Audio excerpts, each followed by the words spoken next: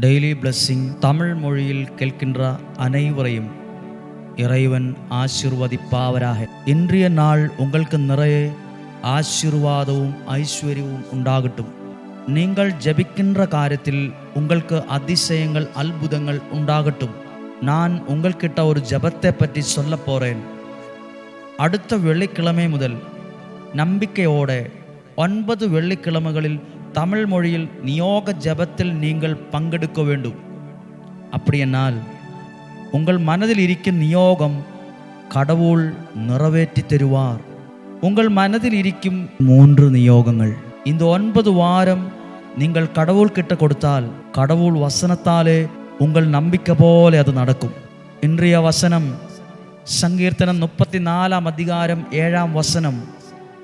ஆண்டவருக்கு அஞ்சி வாழ்பவரே அவர் தன் தூதர் சூழ்ந்து நின்று காத்திடுவார்.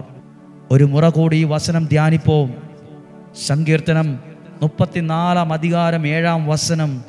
ஆண்டவருக்கு அஞ்சி வாழ்பவரே அவர் தன் தூதர் சூழ்ந்து நின்று காத்திடுவார். இன்று உங்கள் குடும்பத்தினரே இந்த வசனத்தில் நன்மைகள் உண்டாகட்டும். கடவுளின் காவல் நம்மை ஓரோ நாளும் கரம் பிடித்து நடத்தி கொள்வார்.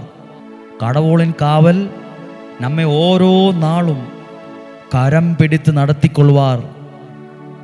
இந்த கடவுளின் காவல் உங்களுக்கும் உங்களுடைய குடும்பத்தினார்க்கும் உங்களுடைய வீட்டார்க்கும் உங்களுடைய பிள்ளைகளுக்கும் உங்களுடைய உடம்பைக்கும் உண்டாகட்டும்.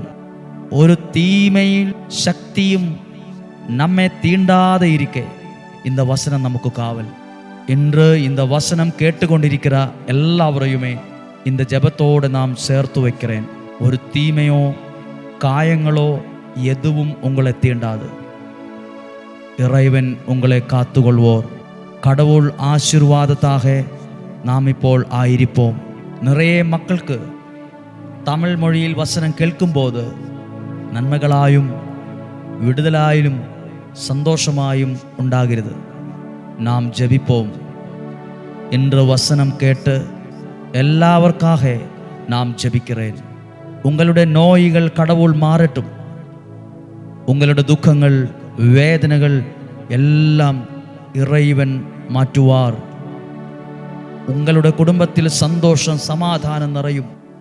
உங்களுடைய குழந்தாக நன்றாக கல்வி கற்று உயர்த்து வெற்றி பெறுவீர்கள். இந்த வசனத்தை மற்றுள்ளவரோடு பகிர்ந்து கொள்ளுங்கள். பகிர்ந்து கொடுக்கின்ற உங்களுக்காய் நான் ஜெபிக்கிறேன். அடுத்த வாரம் வெள்ளிக்கிழமைகள் இருந்து 9 வாரம் 3 நியோகங்கள் இறைவனுடைய பாதத்திங்கள் வைத்து ஜெபிப்போம். கடவுள் ஆசீர்வாதத்தாக நாம் இப்போ ஆயிருப்போம். பிதா சுதன் பரிசுத்த ஆவியின் பேராலே உங்களை நான் ஆசீர்வதிக்கிறேன். அடுத்த வெள்ளிக்கிழமை நம்பிக்கையோடு ஆயிருப்போம். இயேசுவுக்கே புகழ், இயேசுவுக்கே நன்றி.